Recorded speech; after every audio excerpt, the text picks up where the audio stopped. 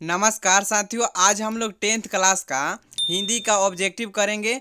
वो भी second book का, ठीक है ना। तो आप लोग इस वीडियो के अंत तक रुक कर देख लेना, क्योंकि आपको लोग को यह वीडियो फाइनल परीक्षा 2024 के लिए, मैट्रिक के लिए अति आवश्यक होने वाला है, ठीक है ना।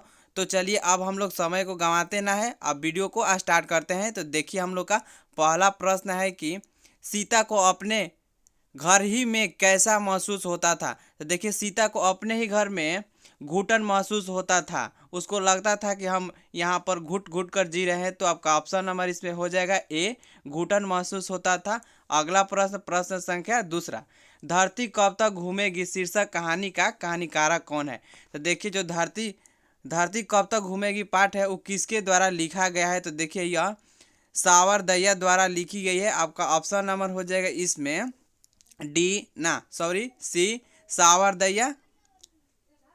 आपका अगला प्रश्न, प्रश्न संख्या तीसरा, देखिए, धरती कब तक घूमेगी कहानी का प्रमुख पात्र है। तो देखिए, क्वेश्चन कह रहा है कि जो धरती कब तक घूमेगी यह कहानी है, इसमें प्रमुख पात्र यानी कि प्रमुख लोग इसमें कौन है। तो देखिए, इस कहानी का प्रमुख लोग सीता थी। आपका ऑप्शन नंबर इसमें हो जाएगा डी, सीता।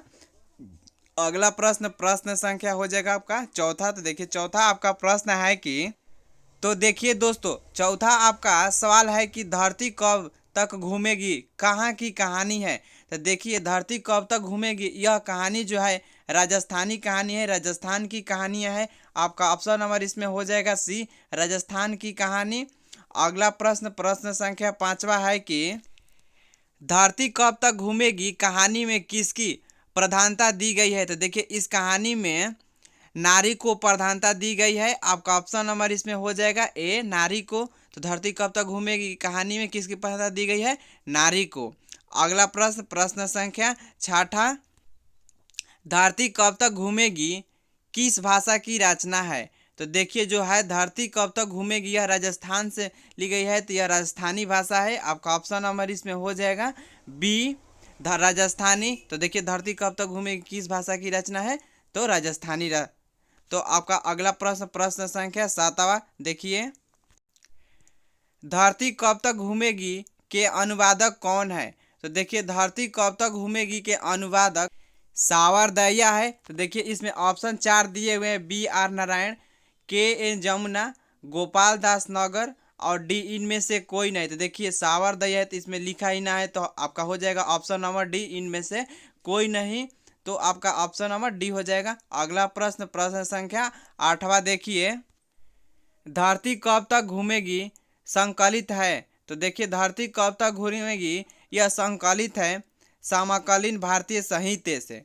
तो देखिए, आपका ऑप्शन नंबर हो जाएगा ए, समकालीन भारतीय साहित्य से। अगला प्रश्न, प्रश्न संख्या नौवा, देखिए दोस्तों, देखिए नौवा आपका सवाल है, सीता घर छोड़कर क्यों चली गई। तो देखिए, सीता अपने घर को छोड़कर 50-50 रुपये देने की बात सुनकर छोड़कर अपने घर चली गई। तो इसमें आपका ऑप्शन नंबर देखिए हो जाएगा बी, 50-50 रुपये देने की बात सुनकर।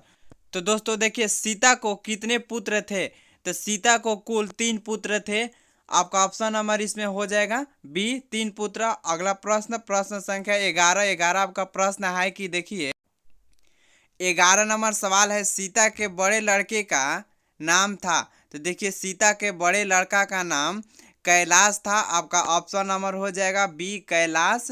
अगला प्रश्न, प्रश्न संख्या 12 हो जाएगा, अर्ध विक्षेपित की अवस्था किसकी थी। तो देखिए, अर्ध विक्षेपित की अवस्था सीता की हो गई थी उनकी लड़कों की वजह से। तो आपका ऑप्शन नंबर इसमें हो जाएगा सी, सीता। अगला प्रश्न, प्रश्न संख्या 13, कैलाश की पत्नी का नाम क्या था। तो देखिए, कैलाश के पत्नी का नाम राधा था। आपका ऑप्शन नंबर इसमें हो जाएगा ए, राधा। अगला प्रश्न, प्रश्न संख्या 14 आपका प्रश्न है, देखिए, तो 14 नंबर आपका दोस्तों सवाल है, देखिए, कैलाश ने अपनी माँ को कितने रुपए प्रति माह देने के लिए कहा था। तो देखिए, कैलाश अपने माँ को प्रति माह 50 रुपये देने को कहा था, इसीलिए तो यह बात सुनकर वह घर छोड़कर चली गई थी। तो देखिए, आपका ऑप्शन नंबर इसमें हो जाएगा ए, 50 रुपया। अगला प्रश्न प्रश्न संख्या 15 है। तो दोस्तों देखिए 15 नंबर आपका सवाल है कि किसके भीतर आंसुओं का समुद्र बह गया। तो देखिए सीता के भीतर आंसुओं का समुद्र बह गया, क्योंकि दुख तो सीता को ही था, क्योंकि उनके पुत्र उनको अलग कर दिए थे। यहाँ तक भी महीना भी बांध दिए थे कि इतना महीना में इतना पैसा देना है। तो आपके हो जाएगा ऑप्शन नंबर ए सीता के। अगला प्रश्न प्रश्न संख्या 16।